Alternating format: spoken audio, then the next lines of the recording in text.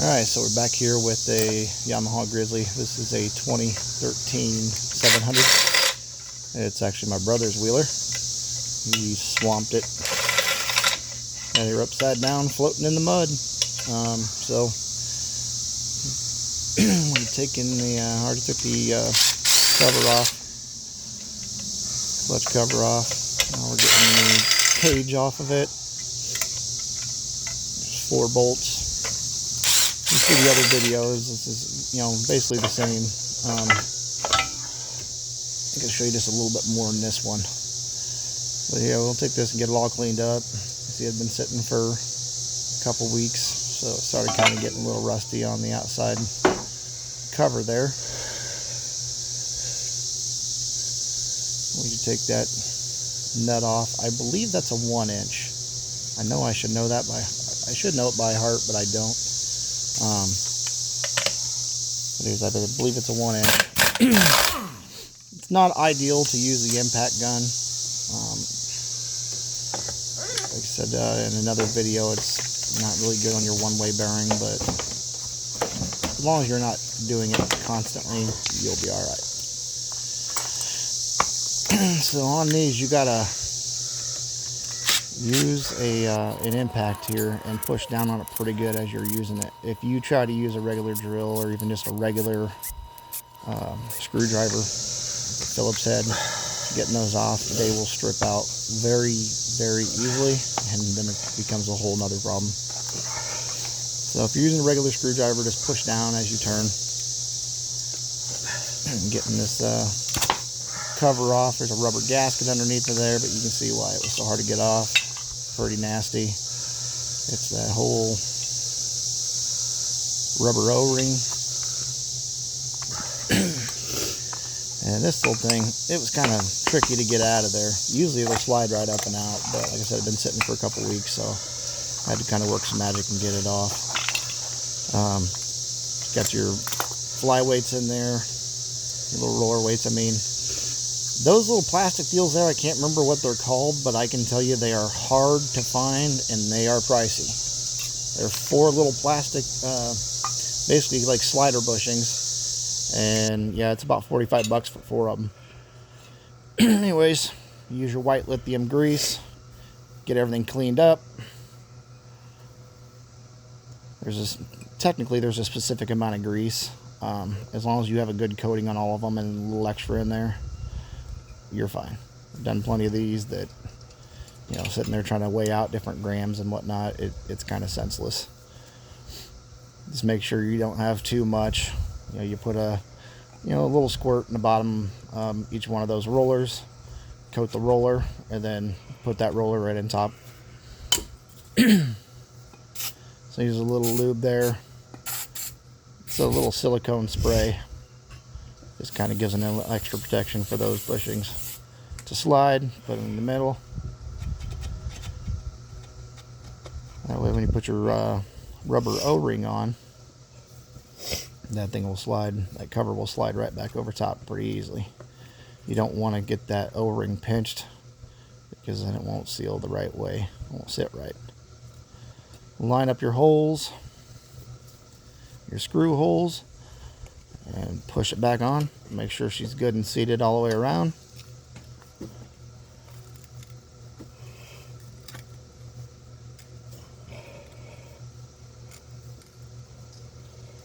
Squeezing it together. So check and make sure it's good and seated like it's supposed to be. Everything's lined up. Let's start putting your screws back in. And you don't really have to do it in a star type pattern like how you would put lugs on a wheel. I do, just for peace of mind, because you don't want to have that O-ring binding up on the inside. More than likely it wouldn't, but when you want to keep something sealed, you kind of, you alternate like this. Different screws going back and forth across the thing, so less likely that you'll have any issues with it going on crooked or something and throwing your balance off.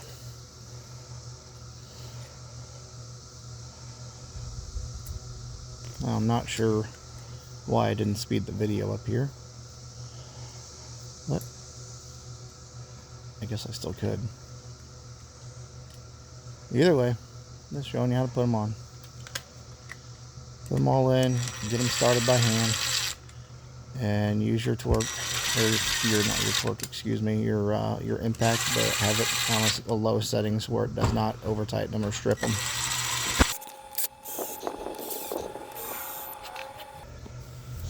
Alright, with the sheave here, you want to make sure there's no grooves on it, kind of like you do with a rotor on a car. Make sure there's no grooves on it, make sure it's nice and clean. And I'm just about to forget something. Wait a minute. Yeah, to put that roller on there.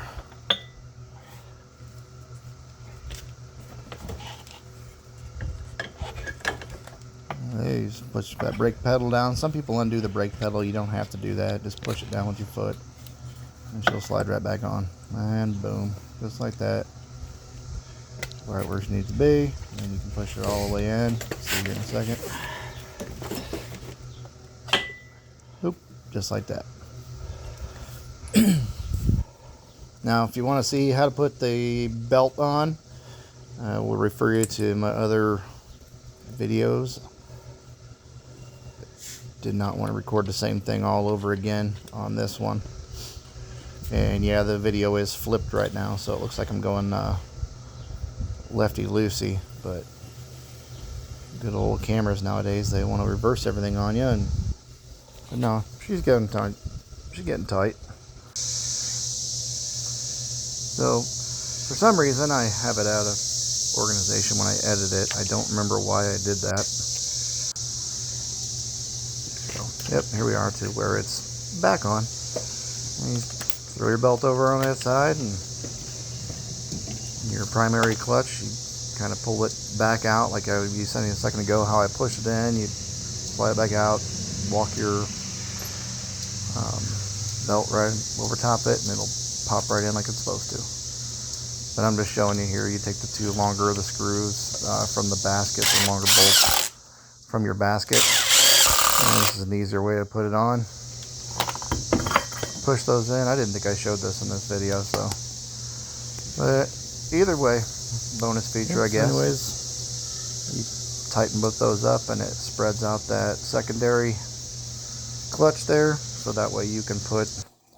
Thanks for watching at Doing It Yourself. Please help us grow the channel.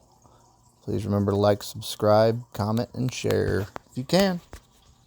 Have a good one.